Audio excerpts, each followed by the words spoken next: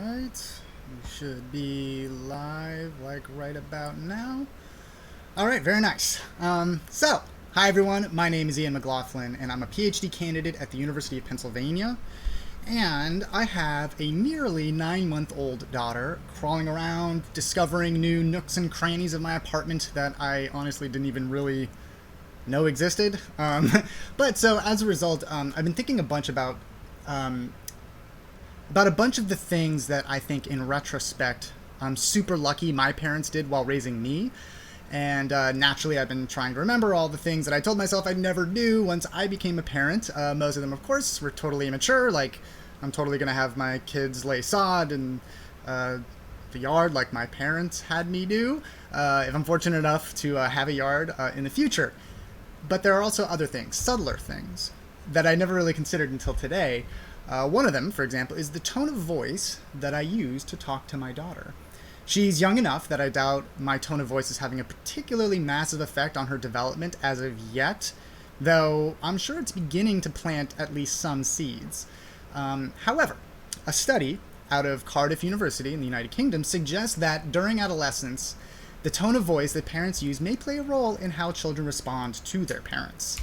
So, what we're talking about here are features of spoken communication that aren't the words themselves, but how they're expressed. Like, for example, if I say the word hey, that sounds fairly different from if I say hey, right? And so the same point could be made even more potently using certain curse words, but I'll let your imagination run wild there. But if you have pets, you probably have an intuitive sense of this. Like dogs can't talk, at least for now, but they absolutely make vocalizations, and you can pretty easily tell how they're feeling and what they're trying to communicate by what their vocalizations sound like. If they're barking loudly, they're probably pretty upset, and they're probably at least trying to make you expect that they might attack. And if they're yelping, they're probably in pain. But back to the example with the two ways of saying hey. Ultimately, it's the same word that's communicating completely different meanings due to intonation alone. And so some languages exploit our ability to communicate using more than just words. Like Chinese, for example, relies very heavily on intonation and inflection. And so I think this leads to additional interesting questions about how intonation influences the perception of meaning, like why some English speakers feel like some languages just kind of sound angry or others sound like sexy. But to get to the point here, this was a study of over 1,000 adolescents between 14 and 15 years old, with 486 males and 514 females. It was the first to evaluate how tone of voice influences the way that kids of that age perceive instructions from their mothers, even if the same words are used, just using different tones of voice. And so here was a study design. So each of the adolescents was assigned to a group randomly.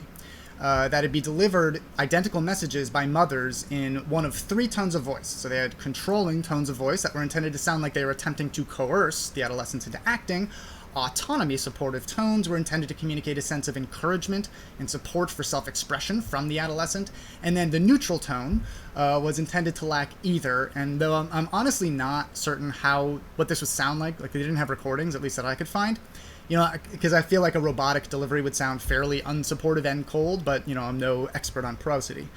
So each mother spoke 30 statements that were focused on topics related to schooling, which was selected because, as the researchers concluded, parents still play a critical role in this part of the lives of adolescents. And so the statements were things like, it's time to go to school now, or it's time now to go to school, or you will read this book tonight, or you will do well on this assignment. And the students, after hearing those statements, were surveyed as to how they felt after listening to the statements spoken in those tones of voice. And so here are the findings, and you may not be surprised. Adolescents listening to mothers using the controlling tones responded undesirably, while autonomy-supportive tonality resulted in desirable reactions from adolescents compared to neutral tonality.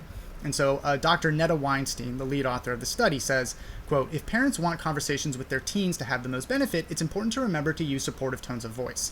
It's easy for parents to forget, especially if they're feeling stressed, tired, or pressured themselves, end quote.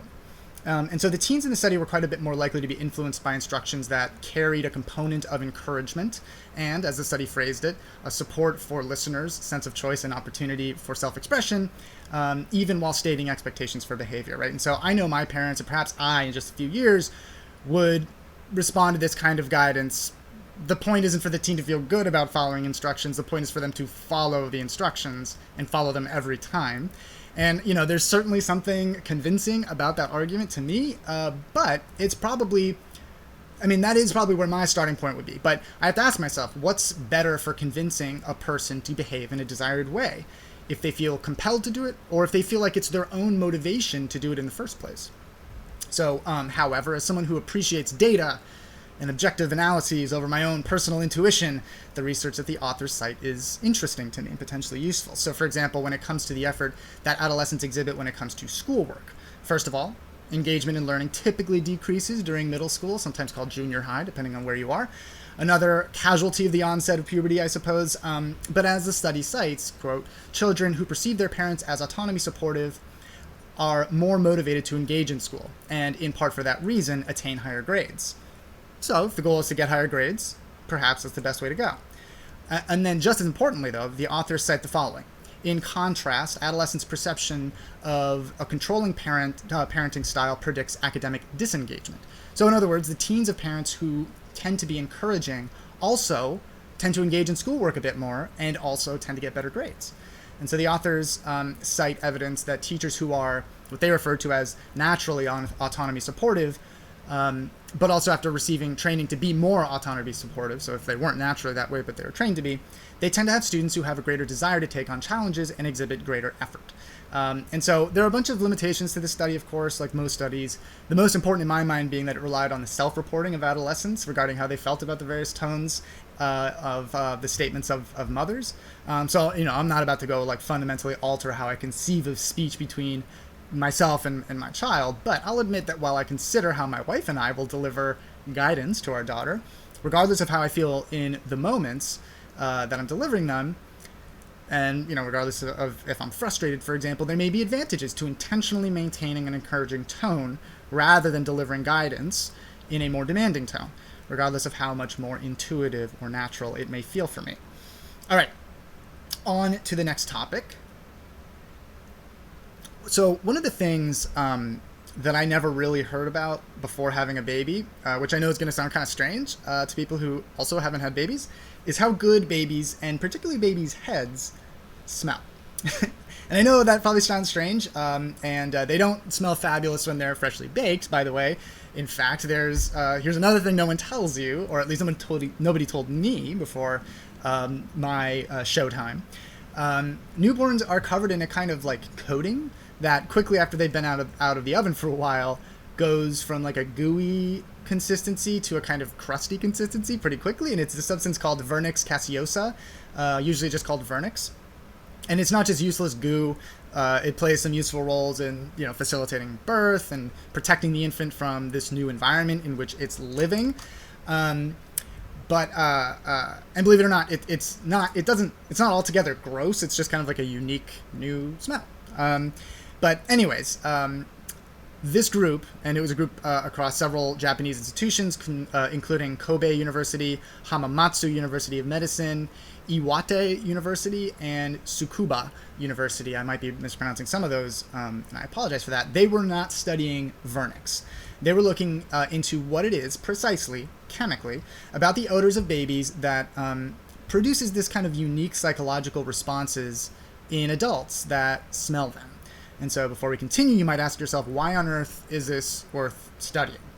And part of me totally, absolutely appreciates why questions like these seem almost indulgent when there's a ton of sources of human suffering that are objectively more pressing. That biomedical science is pretty well equipped to resolve, or at least confront. But child neglect and abuse is, and I agree with the authors of this study when they make this point in the study, child neglect and abuse is a substantial concern. And, for example, reactive attachment disorder, which develops when a child hasn't received the typical soothing and comforting that parents typically deliver, that can result in the child later on developing depression, aggressive behavior, and behavioral issues in school, and difficulties forming relationships, and learning difficulties in general. And so, we don't know all of the reasons that some parents fail to form those early bonds with their children that most parents do, But it may very well be the case that these kinds of very primitive sensory stimuli, as simple as how like good babies smell to their parents, and particularly their mothers, plays a substantial role in promoting that early bond formation that motivates parents to care for their babies even when they've gotten like, zero sleep for like months on end.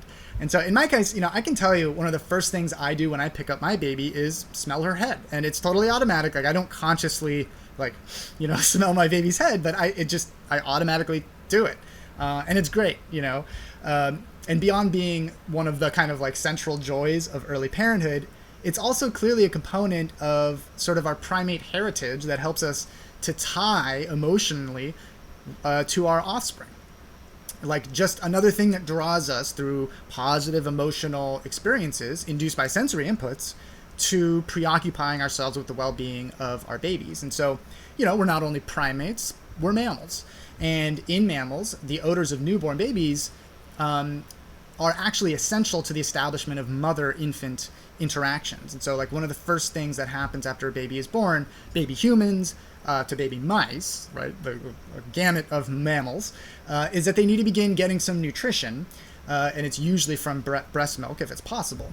And so in some mammals, olfactory cues or smells are the specific sensory experience that initiates that process between mother and offspring. And so, believe it or not, the olfactory system, again, it's our sense of smell, is one of the first systems that comes online when we're developing in the womb. But we're still in the womb, right? It's not like we're sniffing things the way we do when we're conscious, and outside of the womb. So there are theories that the amniotic fluid, which is the fluid in which we're bathed while still in the womb, is likely pretty memorable for infants, and may be comforting post-birth due to associations with their mother via things like, the smell of mother's milk. And so, with all of that in mind, these researchers set out to begin characterizing what it is that is so awesome about what babies smell like. And so they found that there were meaningful similarities between the odors they collected from babies' heads and the amniotic fluid in which they were earlier swimming. And so, interestingly though, there were greater differences between the chemicals that were found in the baby's odors than there were between samples of amniotic fluid. And so, in other words, on a chemical basis, the babies differed more than the various samples of amniotic fluid. The babies were more different from each other than the samples of amniotic fluid were. And it also turned out that 2 days post-birth, the chemical compositions of infant odors began changing pretty rapidly, with levels of carboxylic acids increasing threefold, while aldehydes remained about the same. It doesn't really matter what those chemical groups are, they're different sort of categories of chemical structures. And so I don't know if we can be confident that it is the carboxylic acids that are the mechanism by which babies begin distinguishing themselves from each other in terms of odor, but, it's interesting. And by the way, the way they collected these odors was kind of interesting, and it was pretty pioneering. So usually when we discuss research into odor perception and so on in humans, and like we did on my podcast called Wired to be Weird on iTunes and Stitcher and Podcast Addict and so on, odors are collected by and that episode, by the way, was on pheromones, just FYI, whether or not they're functionally important in humans. So odors are collected usually in humans, by participants wearing a shirt for a long period of time, and then using the shirt as a kind of like smell sponge. And so in this case, they used these like odor absorbing monotrap silica beads, which they've described as being highly effective, particularly when trying to gather the odor of an infant. And so this, by the way, total tangent, reminds me of a book called Perfume, The Story of a Murderer. And it's like a pretty unique and fun fiction from, I think, the mid 80s is when it came out. And it's worth a read if you like reading fiction. It's a very unique book. Anyway, so this study had 18 to 24-year-old students, half male and half female, smell an artificial concoction based on the chemical analyses that the researchers did of the samples they'd collected. And so just one of the odors to which they were exposed was based on an actual sample, just one sample. And so then, 15 minutes later, they were exposed to 4 samples, 3 of which were artificial odor mixtures, and one of which was just like a control odorant, and then asked them which one was identical to the one that they'd smelled initially. And so the researchers found that students were able to successfully distinguish which odor was the one they'd initially sampled, over 70%, in fact, for the odor mixtures based on the odors of babies' heads, though it was just over 50% for samples based on the amniotic fluid. Interestingly, it turned out that females were quite a bit more accurate in this identification, with females 37% more accurate than males when it came to odors of amniotic fluid, which, frankly, that's quite a bit more. And so, we can't be sure that there is like a specific biological basis for this difference. It could just be that the female study participants just happen to be like more attentive during the study. But, it's interesting to note. And so past studies have shown that it may be the case that females have more effective olfactory perception than males, but these data have been inconsistent. And in this study, there was only a significant difference when it came to the amniotic odors. They were pretty similar for other sources of samples. And so past studies have also shown, though, that there are distinct patterns of brain responses in mothers compared to females who haven't had kids when being exposed to infant odors. And so, one of the brain regions, they kind of honed in on a few, but one of them that was most interesting for the purposes of this study was the dorsal caudate nucleus. And this was a study from 2013, and it was partly performed here in Philly at the Monell Chemical Senses Center, which is like pretty much right next to University of Pennsylvania, which is where I do my research. But this study was this study that we're talking about with the comparing infant head odors to amniotic fluid was the first of its kind to characterize the chemical compositions that distinguish the odors themselves of particularly babies' heads. So, in all, we now see more evidence that even the subtlest of sensory experiences play potentially significant roles in guiding how we behave and bond with one another, and, as is often the case, reminds us of our primate origins. We are all primates after all. Okay, one last study. Oh, I forgot to put my little mother smelling a baby's head. Sorry about that. It's kind of a pleasant little picture. Okay, let's talk a little bit about video games. So this year, there are reports that over 2.5 billion people play video games worldwide. They'll spend over $150 billion on games this year, a nearly 10% increase since last year, which is pretty massive. And so there's some interesting stats, like console gaming is going to be the fastest growing group this past year, growing over 13%. But mobile gaming, which includes smartphones and tablets, it's the largest group of gaming in 2019, growing over 10% to nearly $70 billion, which is wild. I have to admit, I don't play many games on my mobile device. And so the U.S., surprisingly to me, the U.S. is the world's top gaming market, overtaking China in revenue generated. And this is likely due to a couple regulatory steps that the Chinese government have taken, like China's 9-month licensing freeze on new games, in addition to efforts towards reducing the time that kids spend playing video games. The rest of the top 5 countries are Japan, South Korea, and Germany. And so a bunch of the video games that people are playing these days are online and are on smartphones, as I just noted, and companies have an even better idea now, an ever-increasingly better idea of what increases the time that people spend playing these games. And so this was a study by Yan Wang from Carnegie Mellon and Stefanos Jassin and Punit Manchanda from the University of Michigan. And so Yan Wang, he's a professor at the Carnegie Mellon School of Business, says, quote, "We find that high, medium, and low engagement state gamers respond differently and have different motivators, such as feeling of achievement or the need for a challenge." And then Stefanos Jassin, who's a professor at the University of Michigan School of Business, says, quote, "Using our model, we learn the gamer's current engagement state on the fly and exploit that to match the gamer to a round to maximize gameplay. By doing this, we see an increase in gameplay between 4 and 8%. And so, independently of game design features that just happen to elicit reward responses like, social interaction, goal achievement, and so on, character development, there are broader design principles that evidently both guide how we interact with the games, as well as distinguish people from one another by how they interact with games. And so Punit Manchanda, who is also a professor at the University of Michigan School of Business, says, quote, "Our findings suggest varying game difficulty based on players' engagement level. For multiplayer video games, match players to game rounds with stronger or weaker players. Single-player games can trick players' gameplay activity to infer players' engagement state and adjust the level of difficulty. We also suggest introducing surprises like such as new maps, or game modes to offset the decrease in player curiosity as players become more familiar with the game." And so, I don't think much of this is going to be particularly surprising, but there's been some interest in the effects of video games that might enhance our cognition in neuroscience, and this work is mostly coming out of Adam Gazzali's lab, and he's the director of Neuroscience Imaging Center at the University of California at San Francisco. UCSF is a fabulous neuroscience institution.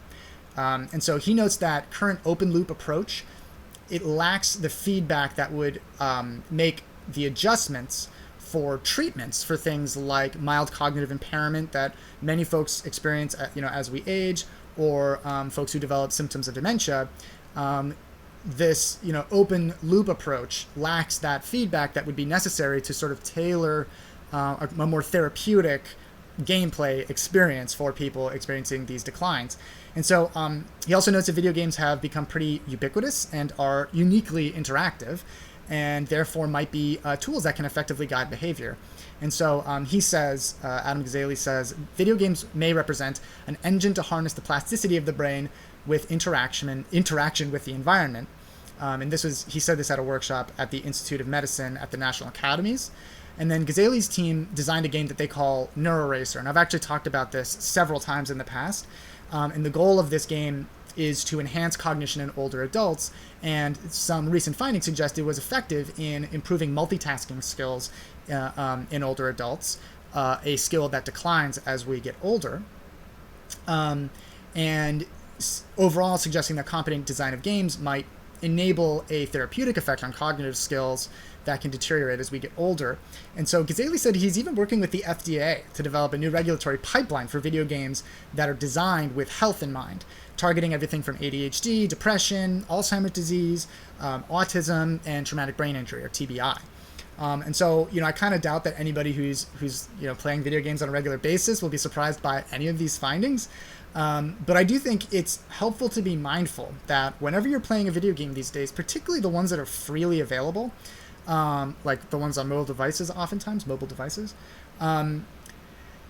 there are people whose entire jobs descriptions at these companies is to discover and apply whatever they can about you to get you to keep playing and continuing to make or at least begin making in-game purchases to harvest as much revenue from you as they can, as much revenue from gamers as they can. And so I think it's just helpful to be mindful of that, particularly if you're spending hours and hours and hours playing video games and feeling the pressure to begin purchasing mechanisms that would enable you to advance. All right, so those are the studies that I prepared for today. There were a bunch of other ones that caught my eye, and perhaps this will come up in the live conversation part of today. Just some of them. For example, there was an article about how misinformation about fentanyl is affecting how law enforcement confronts this unprecedented rise in how prevalent the super potent opioid is these days, and how it's affecting their personal lives and their jobs. And then there's also more details about this wave of hospitalizations that was associated with vaping. We have a lot more information on what they were actually vaping, who these people are, and whether or not the current approach that a lot of states and the government is taking is prudent or based on any evidence. And I can go on and on, but that is basically what I had prepared for today. So let's begin chatting live.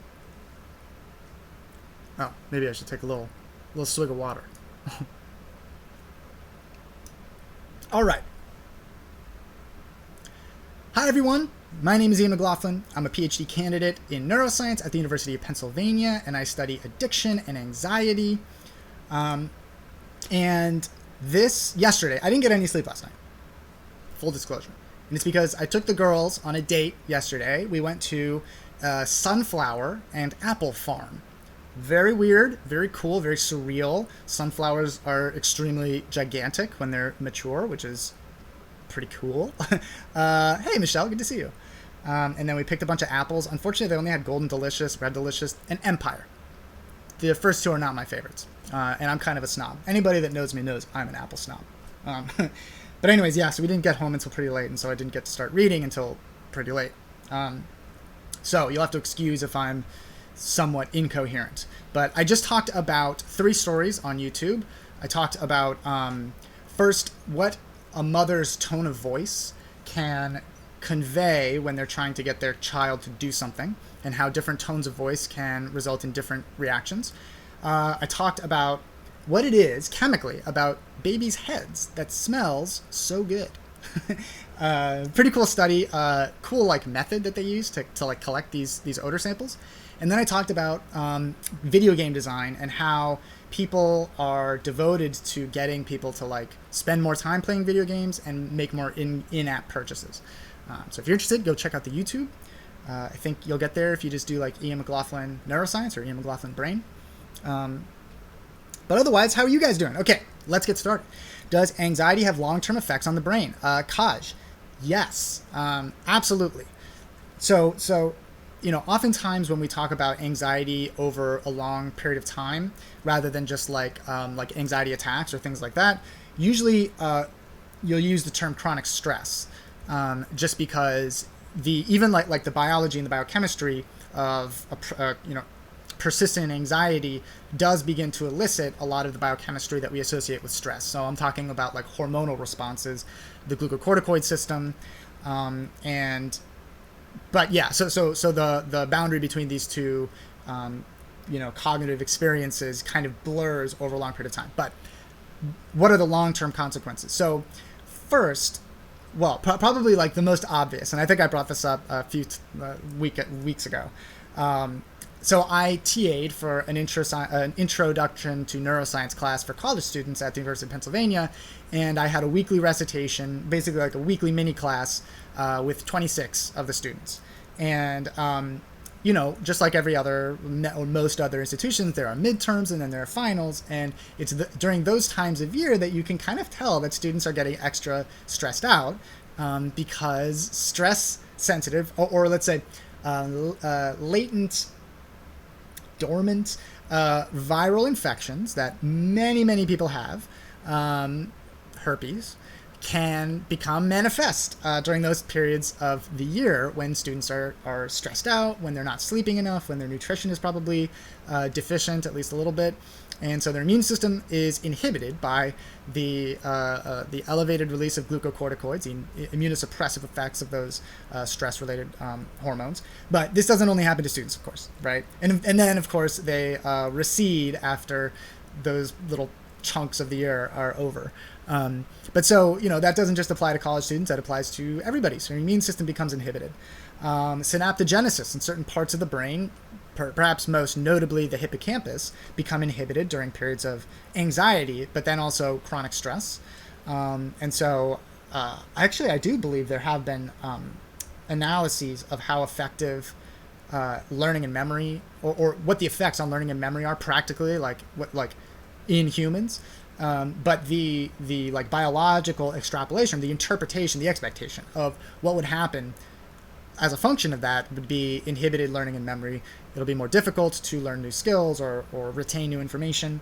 Of course, sleep deteriorates, and a chronic sleep deprivation or chronically deficient sleep has its own set of negative long-term health consequences. I mean, and they range quite a bit. Like all the things I just mentioned, immune system is inhibited, learning and memory is disrupted because they're, particularly during sleep, during a certain phase of sleep, it seems that consolidation of new information occurs, most notably. But then there's also like metabolic disruptions that can occur. It becomes more difficult to lose weight, and on we go. Of course, energy levels deteriorate. But so chronic anxiety, chronic stress definitely have long-term negative health outcomes. And so it's prudent to not just like try and like walk it off, but try and take some steps to ameliorate that anxiety. Thank you very much for the super hearts, Joy. I really appreciate it. Are you an MD or a real doctor, like a PhD? I love it, Esmeralda. So I just defended my dissertation, and so I will soon be encumbered by all the associations that people have with the three letters PhD, working towards my PhD. Have you ever heard of ayahuasca and its effects on the nervous system? Absolutely. So ayahuasca is, that's a close spelling. That's like a phonetic spelling of ayahuasca. Ayahuasca is spelled with an A. It's A-Y-A-H-U-A-S-C-A. Ayahuasca. And so, that is a beverage, a tea of sorts, that is native to South America, like Peru, I believe. and parts of Brazil. That is usually made by grinding up the root bark of a plant called Mimosa hostilis. And then usually, so there'll be, it's basically an extraction from that root. And then it's usually, consumption of ayahuasca is usually preceded by consumption of another plant that has MAOI activity, or monoamine oxidase inhibitory activity. So it inhibits an enzyme that would otherwise, in the body, that would otherwise degrade some molecules that now, when you drink the ayahuasca, are able to evade your enzymatic metabolism and gain access to your brain. And so what those molecules are various iterations on a molecule called dimethyltryptamine, DMT. There are analogs, analogs of DMT present in ayahuasca, like 5-methoxy dimethyltryptamine, and various other analogs at lower concentrations. But generally speaking, what we're talking about is a combination of DMT with 5-methoxy DMT, and these molecules are quite similar to the molecules that are present in magic mushrooms or psychedelic mushrooms. These are psychedelic hallucinogens, and so with regards to like what they do in the brain, it's all very, very similar. Their pharmacology is quite similar, and therefore their subjective effects on altering one's state of consciousness is also very, very similar. So you get, the sort of classic psychedelic, hallucination. And so because these various molecules interact with the serotonin signaling system, and the serotonin signaling system regulates everything from sensory perception, particularly visual perception, but all sensory perception, cognition, mood, you get an altering of all of those processes. Hey, Leonora, thank you for the answer. It's my pleasure. Yeah, thanks for chatting about politics. I always like to. That sounds like Elizabeth Warren disease. I don't think there is actually any disease that's authentically associated with persistent psychedelic hallucination. There is, however, there do seem to be some folks, a small proportion of folks, but some folks who, when exposed to a psychedelic at like a non-trivial dose, will tend to have persistent psychedelic hallucinations that aren't as severe as like when they're under the effects of the drug, but are still persistent. Like they'll particularly their visual perception is like still a little altered. Colors are still rendered more vivid. They can get sort of like slight movement of like straight lines and stuff like that. HPPD, I think. But no, I'm pretty sure there's no such disease. What's your IQ? I'm so serious. I'm so curious. I don't have any idea. I've actually never taken an IQ test. I think socially, like the IQ test plays a much more important role outside of neuroscience than inside. It's a helpful tool to help to measure some aspects of human intelligence, but it is definitely a controversial tool if one is trying to actually measure human intelligence, like the entirety of human intelligence in any kind of comprehensive way. And I've just never been in a situation where I had to. And so I have no idea. But I would be completely shocked if it was anything significant above average. I'm sure it's just quite average. There's never been any evidence in front of me that makes me feel like I'm unusually intelligent. All right. What's your opinion on the medication Prialt? I'm not familiar with that medication. If you know the name of the non-trade name, like the non-business name of the actual molecule, then I might actually know what you're talking about. But the same molecules are called different things in different countries. All right. So have you heard? Oh yeah, ayahuasca. Okay. What causes dizziness in elderly, and are there foods or supplements that can help? So Falcon, it's an interesting topic, a pretty actually important topic. So dizziness can come about through a variety of mechanisms. Like, one can develop dizziness as a function of a stroke.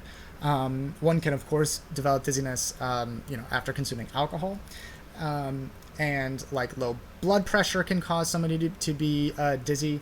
And so like those three things are all like radically different biologically, and so there's no like one thing. And when it comes to like something like dizziness in somebody who's elderly, particularly like rather elderly, is pretty non-trivial, because if oftentimes the integrity of bones can deteriorate a little bit or a lot of it as people get older. And so if they fall, it can actually have some pretty substantial consequences. And so it's not the kind of thing where, like everybody gets dizzy every now and then, but it's not the kind of thing that is, should be considered trivial for somebody who's a bit older. And so when it comes to supplements to confront something like dizziness, I would really hesitate to rely on a supplement rather than going to a physician and asking for some guidance there. The supplement industry is just not held to nearly high enough of a standard for like actually proving what their supplements do. That, whereas physicians and, you may have problems with the biomedical industry. I certainly have problems with the way medicine is delivered in certainly the United States. There are definitely problems, but there is definitely a much higher standard of evidence that is required for a physician to do pretty much anything. And so if, somebody who who's elderly, is getting dizzy on a regular basis, that's definitely something you just go to a physician. It could be something as simple as low blood pressure. All right. Cutting my hair and listening. Oh, man. I wish I knew how to cut my hair. She's 75, no alcohol or stroke issues. Well, you don't necessarily know if there's never been a stroke issue, right? So, I think oftentimes our conception of what a stroke looks like when it happens is somebody, loses consciousness or they become paralyzed in certain parts of their body, and that certainly can happen. But very frequently, the only manifestation of a stroke can be loss, their conversation becomes incoherent, or they have wild sensory experiences, and unless you're talking to them in that moment, you wouldn't necessarily know. And then of course there's also transient ischemic attacks, or TIAs, which are sort of like mini strokes. They just don't affect as large a part of the brain, but oftentimes when they happen in clusters, and they can sort of accumulate in their effects on cognition and capabilities. And so it's kind of impossible to know whether or not she or he has been having TIAs. And so, yeah, I know it's easier said than done to just go to a physician, particularly if you don't have a specific malady, but it is the kind of thing where you don't want to treat it with triviality. Can you explain the effects a prescribed HGH would have on the brain? Boxed mac and cheese. Prescribed HGH, I assume you're distinguishing that from use in not really recreational, like a bodybuilding situation. Thank you very much for the super hearts. Boholki guy. Excuse me, I'm probably totally mispronouncing that, but I really do appreciate the super hearts. So HGH, human growth hormone, it's sort of widely misperceived as being essentially like testosterone. Just because of the name it's been given, which is kind of a misnomer. HGH has some similar effects that testosterone or other androgens have. For example, mobilizing lipid stores, inducing lipolysis, helping you to lose weight, particularly around the midsection, sustaining lean muscle mass, and those types of things. But it's not like an androgen in the same way that testosterone will induce much more rapid muscle growth. So when it comes to the effects of HGH in the brain, I'm trying to remember. I did a podcast episode on, what was this podcast episode? It might have been about whether or not the brains of males and females are significantly different, or, you know what I think it was? It was about anxiety. And there have been studies of what the effects of microinjection of testosterone or estrogen are in certain parts of the brain, particularly in the extended amygdala, the bag nucleus of the stria terminalis, which is a very important part of the brain for anxiety and fear and stuff. But I don't recall any studies that focused on microinfusion of HGH. So yeah, that's something I'll have to read about. Thanks for bringing it up. Well, so it has effects on energy, like subjective, I guess, energy levels, how much energy somebody feels like they have. There's, oftentimes people feel like they just feel younger when they are on HGH. HGH is also rather expensive to go on regularly. It's much more expensive than testosterone. And so it's, it's sort of relegated to a certain class, I guess, or certain, income strata. But yeah, I'll have to do some reading specifically on the effects of HGH, cognitively. It's an interesting topic. Thanks for bringing it up. Thank you very much for the super heart. Angel Gabriel off, or Angel Gabriel off. Appreciate it. It was at Art of Ace. And thank you very much for the super hearts, Art of Ace, or just Ace. I appreciate it. Is nicotine bad for the brain? You know, this was another topic that I wanted to bring up on the YouTube, but there was just so much that I already talked about that I didn't want to go too deeply into it. And it was about the whole wave of e-cig regulation.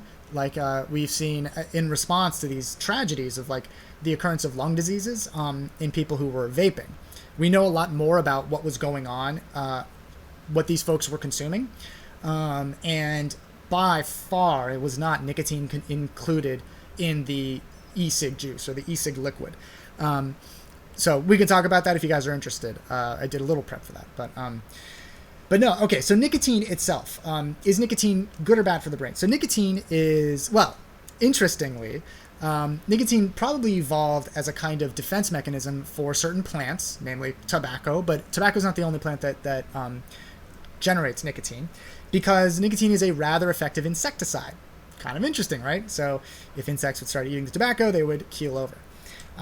Now, you know, while some things that are toxic for insects are also toxic for humans, just because something's toxic for insects doesn't mean it's going to be toxic for humans. And so nicotine itself is not toxic in that way. It's not toxic like sarin gas, for example. It is, however, highly addictive for some people. And actually not for everybody. A lot of people are actually protected against nicotine addiction because of the way their unique pharmacogenetic background, or their unique genetic background. And we can talk about the specific genes that we know will make somebody far more likely to develop nicotine addiction, far more likely to smoke a lot more cigarettes, and make it far more difficult for them to quit. But suffice it to say, there are genetic differences there. So for people who find nicotine enjoyable, it is highly addictive, and it's extremely difficult to quit. That said, it's not highly rewarding. It's not very pleasurable compared to like other very addictive drugs like oxycodone, for example, or heroin. Those are highly rewarding drugs, at least in those who find them rewarding. And whereas nicotine never really delivers that kind of euphoria. In fact, most people who have been surveyed say that the reason that they smoke cigarettes is to relieve themselves of anxiety. Interestingly, though, if you plot their subjective levels of anxiety over the course of the day, as they're smoking more cigarettes, there's like upticks in anxiety. So it's actually a very ineffective anxiety moderating tool. By the way, I've written like, I think 4 peer-reviewed academic publications on nicotine. So I can just go on and on and on about nicotine. But apart from its addictive nature, and then in some folks, it can be problematic because they have a unique biology that renders them more likely to have cardiovascular events after being exposed to nicotine. But again, this is a minority of people. And so it's not toxic in that it doesn't damage neurons. It doesn't kill neurons. And in fact, in some people, nicotine has this very odd, almost paradoxical effect where smokers are less likely to develop Parkinson's disease and less likely to develop Alzheimer's disease. And we don't have a good answer for why that is. But it's been sort of known for so long that pharmaceutical companies have been interested now for several decades in developing treatments for those maladies based on nicotine. In fact, they consider just nicotine itself. And so it's this interesting molecule that interacts with our brain in a completely unique way relative to other rewarding drugs. And we have learned a lot about how the nervous system works by studying nicotine. So that said, it's highly addictive, extremely difficult to quit for a lot of people. And then also, while it can moderately, mildly enhance cognition and focus for short periods of time, when somebody tries to quit, they will experience sort of cognitive lethargy. They'll feel stupid. They'll feel slower. Their memory is at a deficit. And so, if you were going to pick a drug to do regularly, and I'm just talking about nicotine, by the way. I'm not talking about tobacco, right? Tobacco, we all know at this point, because cigarettes were taxed and those revenues were used to inform people of this. Tobacco causes cancer. Smoking tobacco causes cancer. And so the jury's still out a little bit on e-cigs, but tobacco has its own bevy of negative health consequences. But nicotine itself, if you're going to pick a drug to do regularly, there are worse drugs you could pick, like alcohol, for example. And nicotine and alcohol are oftentimes commingled. But anyways, yeah, so it's not toxic in the way like methamphetamine can be toxic or alcohol can be toxic, but it is highly addictive, and it has all these very interesting nuances about its pharmacology that render it an interesting, like evergreen. Interesting. Its interestingness is evergreen. Okay. Sorry, I went on and on there. Guess I'll try them now that I'm big age. Well, if you've never tried it, then it's not gonna be like this revelation of an experience, right? Like I understand when some people are like, once I get to a certain age, I really want to try magic mushrooms. Like I get that. Like I understand that. That is a very unique. It's an altered state of consciousness that is completely unique from basically any other state of consciousness somebody's ever experienced. Nicotine is sort of like holding your breath for a long time. Like it's not that profound of an experience. It's just sort of nice for some people. A lot of people hate it. So, but to each his or her own. Could you hypothesize hypnotize the brain to quit nicotine permanently? Ian McDowell. Yeah, super. Wait, is your name Ian McDowell? A fellow Ian. Hello to you. Can you hypnotize the brain to quit nicotine? This is a studied thing. There is an answer to this question.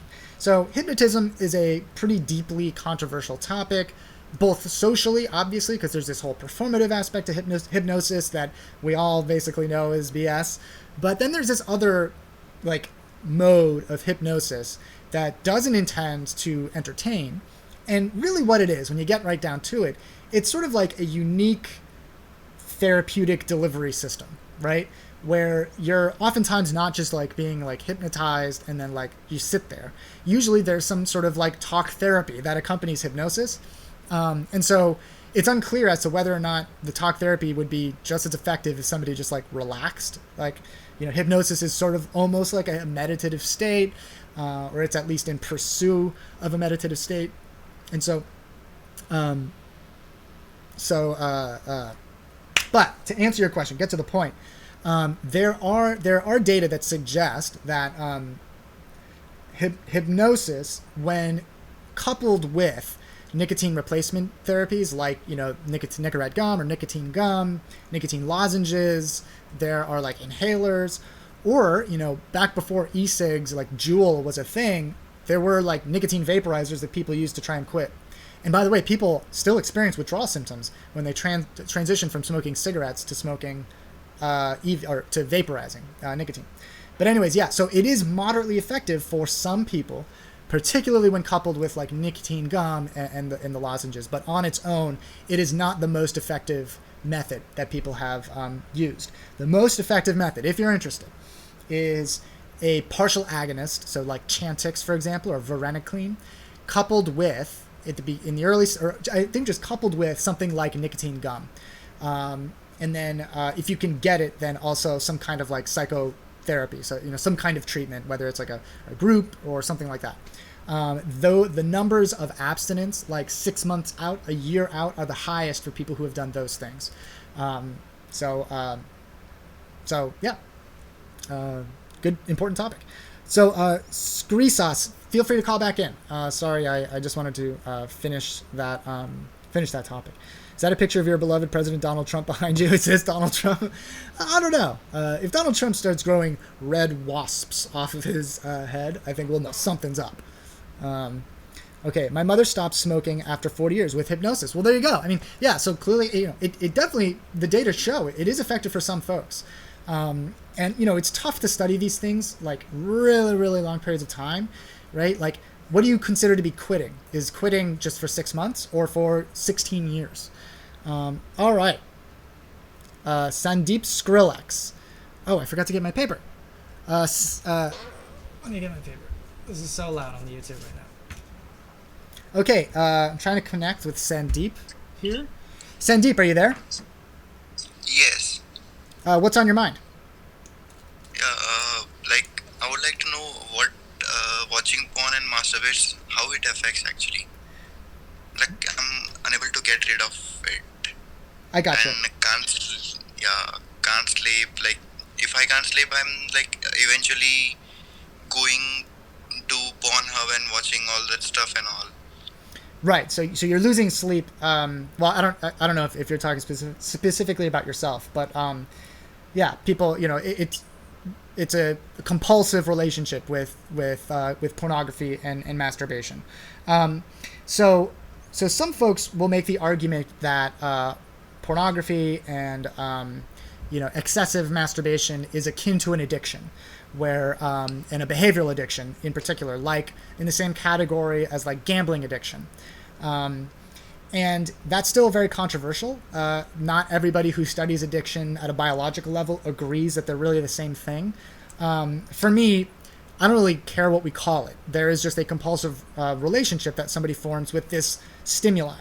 And so what happens in the brain when somebody is viewing, highly evocative or highly arousing, quite literally, material, is you get a small dose of the same rewarding neurophysiological activity that we experience when we drink alcohol or when we do any drug that is rewarding. It's not as high, but it is the same system.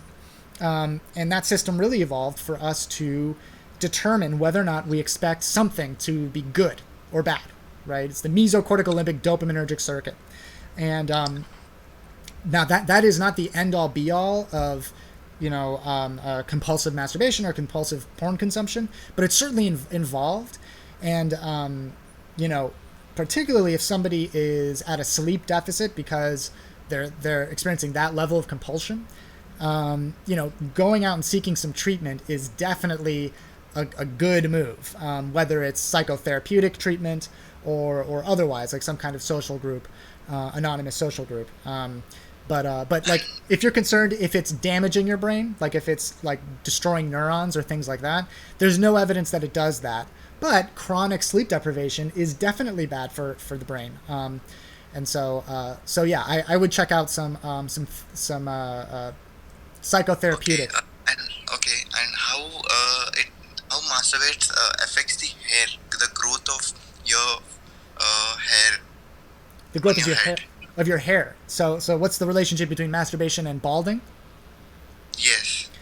It's an interesting topic. So I am not a hair biologist. There are such things, and if you're concerned about balding, there is a lot of interesting innovation going on there, using like stem cells or actually like hormonal treatment to trick hair follicles into resuming creating hair. But when it comes to like the effect, really balding in general, it is almost entirely a genetic thing. Like, you can expedite balding if you, for example, inject testosterone or go on, testosterone replacement therapy. But it's only if you're predisposed to balding. If you're not, then, that is really the active ingredient of balding. And so, masturbation, while it may affect some of the hormones that will regulate balding and hair growth, like testosterone levels, that is not what's going to be. If one just totally stops masturbating all of a sudden, it's not like they're going to have a full head of hair again. But hair growth is also sensitive to nutrition, to how much sleep you're getting, once again. And so if you're going to go bald, you're going to go bald.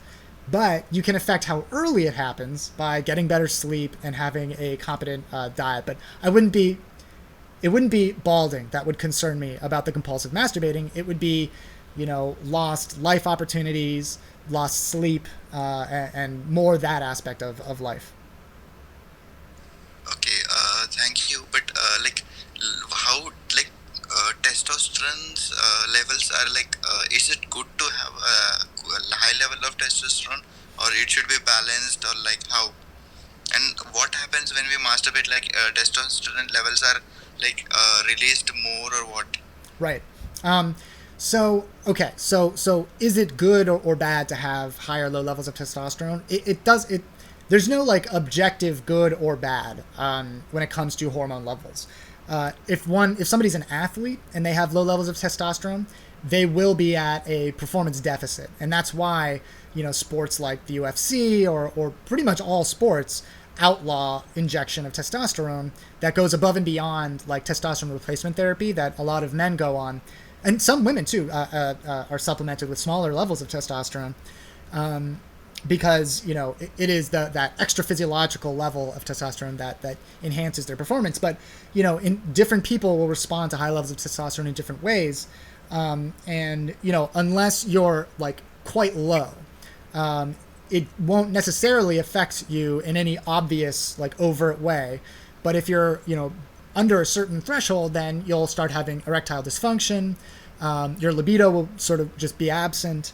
And then other things too, like behaviorally, I think that there's a strong argument to be made that quite low levels of testosterone will sort of influence behavioral predispositions. But yeah, I mean, it's not just inherently good to have high levels of testosterone.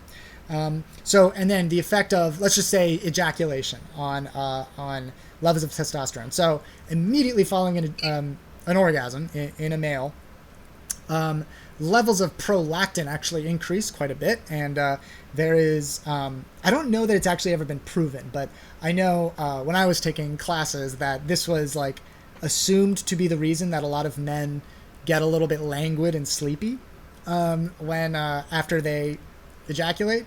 Evolutionarily, this would kind of make sense to sort of maybe motivate the male to kind of stick around the female to potentially protect her or protect his future potential offspring. But then, pretty rapidly thereafter, testosterone levels will resume to, their normal levels. Now, by the way, testosterone levels are never higher in a male in any 24-hour cycle than when they're asleep, when they're deeply asleep. And so, once again, if you're concerned about testosterone levels and you're concerned that you're at a sleep deficit, sleep deficits will definitely reduce testosterone levels. Okay, thank you. All right. Yeah, thanks for calling in. Interesting topics. I'm almost certain I'm going to be going bald pretty soon. So I am waiting for those stem cell biologists to solve the most important problem that America is facing today, which is hair loss. No. Okay.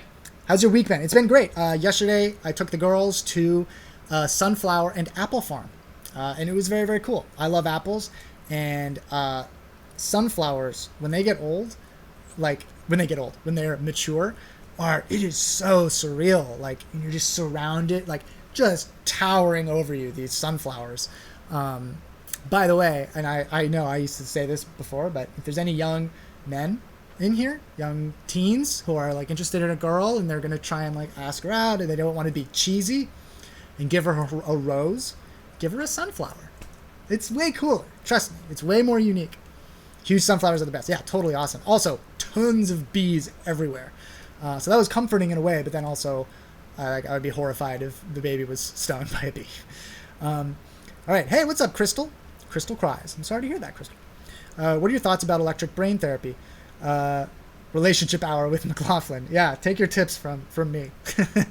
I'm telling you, though, sunflowers. You'll be the most unique suitor that she'll have experienced.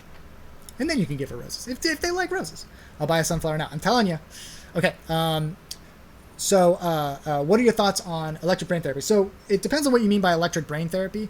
Oftentimes I think what people have in mind when they bring that up is electroshock or electroconvulsant therapy, which is, far from frontline treatments for psychiatric conditions. It can still be used, though. And I think a lot of folks will have this very negative perception of it because of how it was portrayed in, what was the movie? Was it One Flew Over the Cuckoo's Nest? I can't remember. There was a movie that portrayed electroshock therapy or convulsant therapy as like this very brutal, retributive treatment. And it was pretty, let's say, rudimentary back in the day. These days it's far more targeted. But again, it's not frontline. It's not even second-line treatment for anything, really. It can be helpful, though, for folks who have, like, treatment-resistant depression and, suicidal ideation. It can help. But, like, I am more interested these days in things like transcranial magnetic stimulation, TMS. There's a lot of evidence emerging that certain treatment modalities of TMS, which is basically like they put a very special and powerful magnet over certain parts of your brain. In the case of depression, it's usually the prefrontal cortex. And basically you sit there for like 30 minutes and this machine goes like, and they try and make it so it's not super loud, but it is kind of loud. And then evidently the benefits are sustained for weeks after just that treatment. And if you think about it, it's totally uninvasive, non-invasive, and so they're not cutting you open at all. It's totally non-pharmacological, so it's no drugs at all, and the side effects are therefore quite a bit lower than like SSRIs or ketamine. Ketamine is also I'm finding very interesting. For the past now like 5 years, maybe longer, ketamine has been sort of appreciated as having these unique benefits for the treatment of depression. It's very severe depression. And some folks find it to be the only effective treatment. And it's not like they're going to the club in the UK. Ketamine is very popular in the UK. And like snorting ketamine. They're going to a physician in a clinical setting. An anesthesiologist is administering ketamine intravenous. So, I mean, it is like a real dose. And you go periodically. But again, the benefits in terms of depression are sustained for many, many weeks. So I find those significantly more interesting than shock therapy or electroconvulsant therapy. Okay, how come men go bald and not women as much? Well, so women do go bald. And, it can happen. Again, it's completely, exclusively genetic. Unless they're exposed to radiation or something like that, right? But the reason is that, at least, and there's different baldness patterns that different people will experience. Hair can thin in women and in men.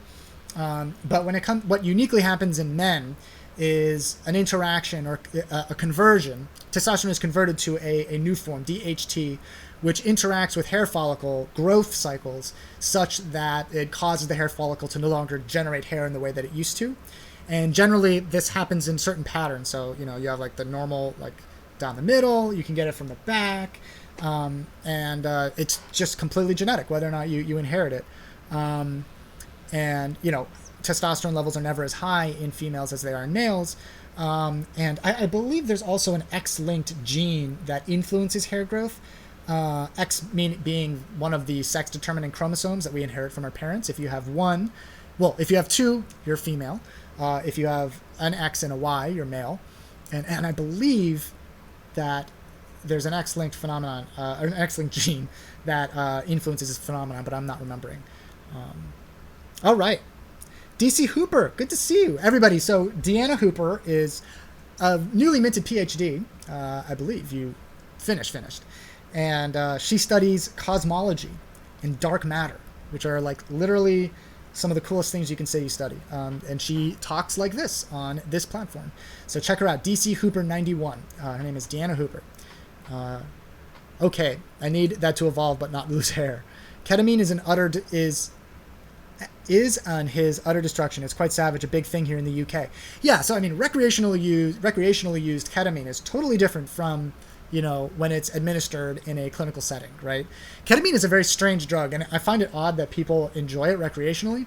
It is a hallucinogen at a certain dose, but it's not in the same class of drugs as, say, magic mushrooms or LSD. It's a dissociative anesthetic, but at a certain level, people will begin having hallucinogenic experiences, and at a slightly higher level, they'll begin entering what they call the K-hole, where they're basically totally unresponsive to their environment, and they're like totally out of it, but they are having conscious experiences, which is pretty wild. The pharmacology of ketamine is very intriguing. In part, that's almost certainly why it has these beneficial effects for the treatment of depression. But it's also very odd to me that it would be... it is also one of the few hallucinogens that does have substantial dopaminergic activity, like psychedelic mushrooms, LSD. Most of these psychedelic hallucinogens don't really have substantial dopaminergic activity. I mean, they do elevate dopamine levels, all monoamines, but it's principally serotonin levels that are influenced. Ketamine is a glutamatergic drug. It binds the NMDA receptor. But it has this downstream consequence of elevating dopamine levels, which is quite rewarding. So, I mean, I assume that's probably part of why some people can become... it is also one of the few hallucinogens that's actually intrinsically addictive. So it is this very interesting drug. And, when used recreationally, just like pretty much all drugs, right? Like MDMA is another interesting candidate for the treatment of psychiatric conditions that's proving to be very effective for the treatment of PTSD, post-traumatic stress disorder. But of course, most of us are familiar with MDMA as ecstasy or Molly, which was used in like I think the early '90s, first in I think Dallas, but then throughout the whole country in the sort of underground rave music scene. And it can be pretty dangerous at very, very high doses, which is the doses that were preferred among people in that community. So, I think it was Paracelsus, a Swiss toxicologist. He's called the father of toxicology, who said, the thing that distinguishes a medicine from a poison is just the dose. And that's true for MDMA. That's true for, ketamine. All right, MDMA is no good. Makes you sad after using. How about microdosing? Well, but that's the thing, right? I mean, so first of all, almost without exception, if somebody thinks they're acquiring MDMA off the street, they're not actually getting MDMA. It's just much easier to sell drugs that are kind of like MDMA, and oftentimes just a mixture of drugs that deliver a similar enough experience, particularly for people who are inexperienced. They can't really tell the difference, and they're very stimulated and they're euphoric, and so it's like, oh, this must be MDMA. But oftentimes it's just amphetamine or like just Adderall, or even like there are like samples. You can, I used to track this pretty closely because it was something I was interested in for research purposes. You could track like oftentimes they would have caffeine and DXN, dextromethorphan, in just as like a concoction. Or they would have oftentimes just Adderall. Sometimes sometimes they would have ketamine with a stimulant. And so, I'm old school. When the stuff is real, now it's all junk. Yeah, I mean, there definitely was a time when ecstasy was MDMA.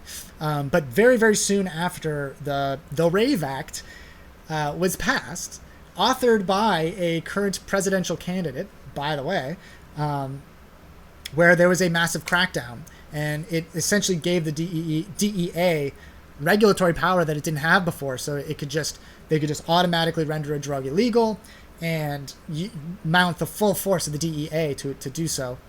And after that, it became just so illegal to have MDMA that usually it was just some other drug. Well, so these days though, it's no longer just like amphetamine or DXN mixed with amphetamine or something like that. Oftentimes what it is a research chemical. It's just like an analog stimulant, sometimes psychedelic stimulant, that's purchased on the gray market. Really it is the black market because of the Analog Act in the United States. The UK has a similar piece of legislation. And these are like MDPV, methylene dioxy pyrovalerone, I think is MDPV. And there's just a bunch, like 6-ABP or 6-ABP, APB, Abampan, ABP. And oftentimes those are not only like, sometimes used subversively or not subversively, but used as a secret substitute for MDMA. Some people just straight up, seek them out because they're looking for an alternative to MDMA that's not quite as illegal. So, yeah. Anyways, somebody who, when somebody's going in for treatment of depression and they're being administered MDMA, they're in a clinical setting with a psychotherapist, experienced psychotherapist. And yes, you're right, there is a crash that oftentimes can occur. But generally speaking, in these settings, that crash isn't remotely as severe as what folks experience when they're just like out partying. All right. Do you like to do research? Well, I do it every day. How does excessive gaming hijack the dopamine transport system? So on the YouTube, I talked a bit about how certain games are designed intentionally to not only like drive you to continue playing, obviously, but then also drive you to make in-app purchases. But then beyond that, they are now designed to adapt to you in real time, adapt to your performance, so that they can modify how the game responds to you in real time. Pretty crazy, right? So how does it hijack the dopamine system? It's not really hijacking it, right? The dopaminergic, a lot of people call it the reward system. It's really not the reward system. It's actually more accurately called the salience system, or like the relevance system. Usually there are multiple dopaminergic circuits in the brain. Usually the one that people are talking about in the context of drugs or things like gaming or sex addiction is the mesolimbic dopaminergic circuit that's from the ventral tegmental area, sort of at the top of the brainstem that extends to the forebrain, to a part of the brain called the striatum.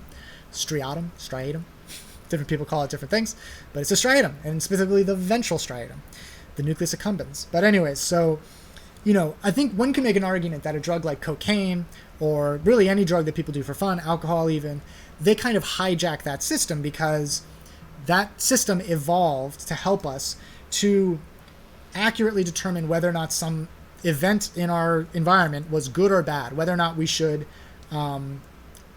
engage, approach a given thing, or avoid it. And that's one of the main reasons we have mood in the first place, emotional signaling in the first place. So when a drug hijacks the system, this drug is artificially, artificially cranking up dopaminergic levels, and there's no like external environmental event, stimulus, that would naturally elevate dopamine levels to that extent, right? So, winning the lottery, or, hugging your baby daughter, right? All of these things will elevate dopamine levels, but nothing will elevate dopamine levels to the level that like amphetamine will. And so, I think you can make the case, the semantic argument that like, yeah, that's kind of like hijacking it, because it's forcing it to behave in a way that it never naturally would. Gaming, however, kind of interacts with the brain on its own terms through its sensory systems. It delivers social experiences. It is it's visually interesting. There's novelty. Oftentimes novelty is a mechanism by which dopamine levels are elevated, and gaming, the most even those boring games deliver some kind of novelty. And so, I don't know that it's quite accurate to say that it hijacks the dopaminergic system. But that said, we are primates. We evolved to be social primates, to interact with one another, to cooperate, to derive pleasure from interacting with one another, and, to set some kind of expectation of a good thing happening and then working towards it. In other words, a goal. And gaming delivers all of those things. So, I don't think it's hijacking the system. It's just a very, very effective means of engaging the brain. And it's very enticing as a result. And for some folks, oftentimes, I think one can make an argument that their external life outside of gaming and outside of their sort of, their introspective life, let's say, might be such that the gaming is just significantly more interesting and engaging than other things. And so, I think demonizing the gaming itself is sort of like missing the point. And if somebody has a problematic gaming, pattern, then probably there's something outside of the game that is kind of driving that disproportionate focus. So yeah. Have I heard of Flocka? Yes, absolutely. So Flocka, I don't think people really call it that anymore. Flocka was a sort of an equivalent to what people, how the term ecstasy began being used after like, the mid 2000s, to just refer to like a drug, a stimulant of some kind that is euphoric and mildly psychedelic, this, I believe it was most widely used in Florida, as most drug related things are. And I think, and so the point I'm trying to make here is that different drugs, different active ingredients were found in samples of Flocka. And I think oftentimes it was for fluoroamphetamine. Sometimes it was MDPV, methylene, is it methylene dioxide, pyrovalerone? Whatever. These are all just like, fully synthetic analogs or iterations on the MDMA molecule. And, there was like that very splashy news story where there was like the guy who ate the other dude's face, the zombie, in, I don't know if it was Miami. I think it was north of Miami. And everybody said, oh, it's Flocka, or it's, bath salts that made him do it. And that just wasn't the case. He had not taken any of those drugs. But that said, hey, Clownykins, that said, there are plenty of alarming videos you can watch of people taking, it's the same drugs, just by a different name. And, these are very, very understudied drugs. Basically, all that we know about them in some cases is their receptor binding affinities, meaning like we have an idea of where it goes in the brain. Hey, what's up, Native Graffiti? Where it goes in the brain and what the effects of that will be. But you like even the most brilliant medicinal chemist or neuropharmacologist couldn't predict with certainty what the effects of a drug are going to be just based off of its receptor binding affinity and efficacy. And so, it is just super reckless to take those drugs. Not only because of that, not only because we really don't know what those drugs do long term or even what they do short term, but also because they're not being produced by like entities that are being regulated in any way. So you have no idea. Like maybe there's some residual solvent that was used in the synthesis of that drug that's still in the sample because they didn't fully dry it. So it is pretty reckless. You are essentially being a guinea pig in a study that like wouldn't even be approved in the United States. So I'm curious, a question about spinal fluid. So Native Graffiti, if you're talking about the urban legend that LSD or that really any drug pools up in your spinal fluid, you can rest assured that has and will always be an urban legend. There's no truth to that. So I'm just another human. What's your name and where are you calling from? Hello, I'm from all over the world, but right now I'm near New York City. Oh, how cool. What's your name? Or what can I call you? You can call me Charlie. Charlie. All right, Charlie. I understand. So what's on your mind today? So I've got 4 questions. One is what you specifically study, and that's in terms of nicotine. One being nicotine and the genetics. So how does one, I guess, is there a genetic sort of predisposition to people who have parents and grandparents who smoke? And if so, how can that be avoided? And if so, does it actually exist? Yeah, I totally get it. First of all, the short answer is absolutely, 100%, unequivocally, there is evidence that there is a substantial genetic effect on predispositions to nicotine addiction. And to get more precise, there is a single nucleotide polymorphism in the gene that encodes 3 of the many subunits that comprise a nicotinic acetylcholine receptor. So if you look at a nicotinic acetylcholine receptor, think of a pentagon. All right, it's 5 different proteins that compose it, and we all have many of us have slightly different genes that ultimately encode for those subunits. And in this case, it is a gene that encodes the alpha 3, beta 4, beta 4 and alpha 5 subunits. Okay, it's oftentimes referred to as Mr. Big in the nicotine research field. And if somebody has inherited this SNP, they are much more likely to, first of all, find nicotine rewarding.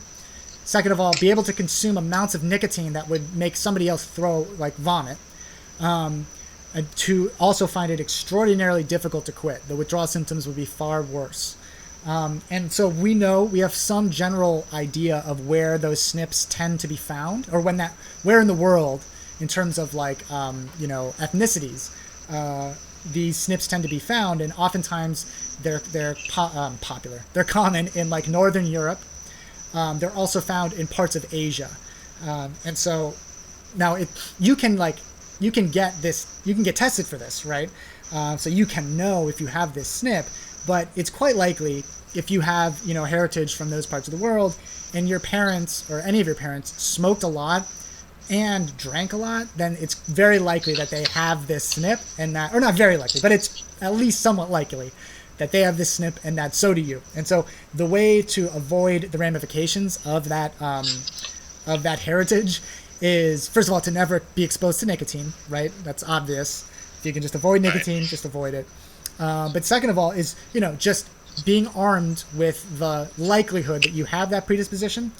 Just be aware that there are treatment modalities that will be substantially, even more effective in you than they would be in your average smoker.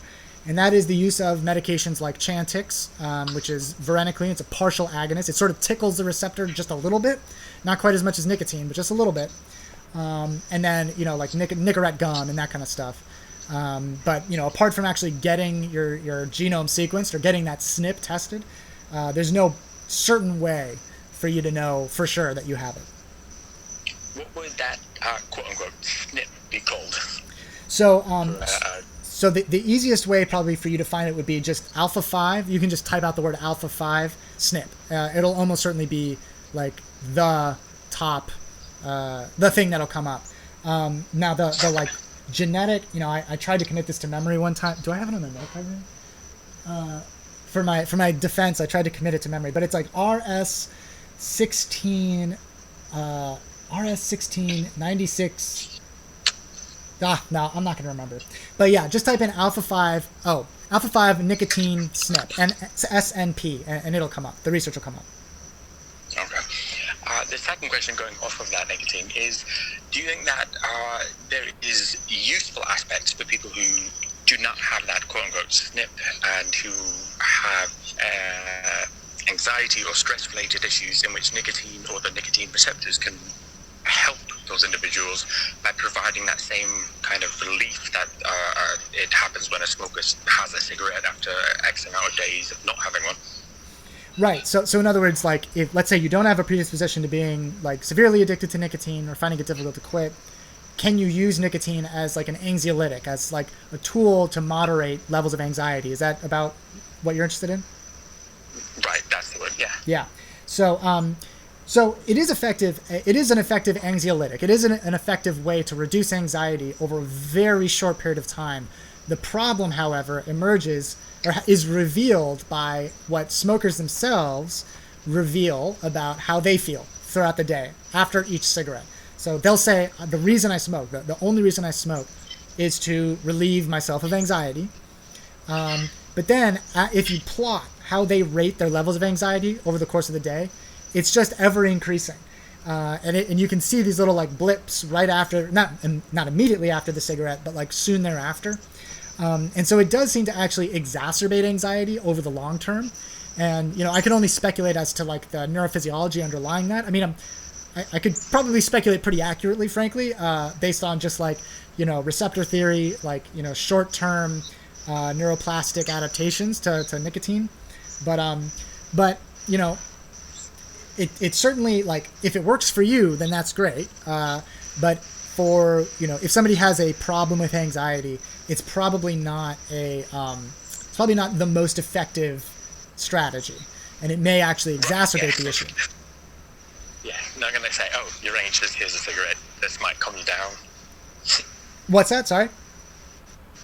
So you're not going to give somebody who's anxious a cigarette and say, hey, this might calm you down. Dude, what's interesting, though, is that, like, so people, for example, with schizophrenia, oftentimes they can, elevated anxiety can be a component, a symptom of schizophrenia. And it turns out that among smokers, there is this very interesting enrichment among people diagnosed with schizophrenia. And it turns out that nicotine will temporarily alleviate the severity of the symptoms of schizophrenia. And like, it's very common, people, diagnosed with these conditions will be smokers. And it is this sort of self-medication kind of relationship that they have. Now, but yeah, I mean, even then, I probably wouldn't be like, here, calm down, take this cigarette. But, far be it from me to tell somebody else, like, that they, if it works for them, it works for them. And hey, I'm fine with that. It's just, by the numbers, it's probably not the most sustainable strategy. Right. It's interesting that you say, because I actually went to and sat in on a session through a community health clinic, and there were people who were clinically diagnosed with schizophrenia, and we had a break and we went outside and they had a cigarette, and the disposition of their personalities before and after they had that smoke were completely different. It was like one was off the walls and the other was, oh, you know what, I'm here, I'm present, and sort of leveled out. Yeah, it's super interesting to me. It's something that I would love to study. But yeah, it's very consistent finding that like people, and it's not just schizophrenia, it's other psychiatric conditions very frequently use cigarettes. It's really interesting. Well, I appreciate your call, and I will definitely be looking forward to next Sunday as well. Awesome. Well, thanks for calling in. Great to talk to you finally, Charlie. Have a good one. And I should probably call it a day there. The girls are back from their walk. So thanks everybody for hanging out. And I have a podcast. It's called Wired to Be Weird, and it's on iTunes and Stitcher and Podcast Addict. And I'm going to try and be live at some point this week, but if not, then I'll see you same place, same time. Have a great week, everybody. See you guys.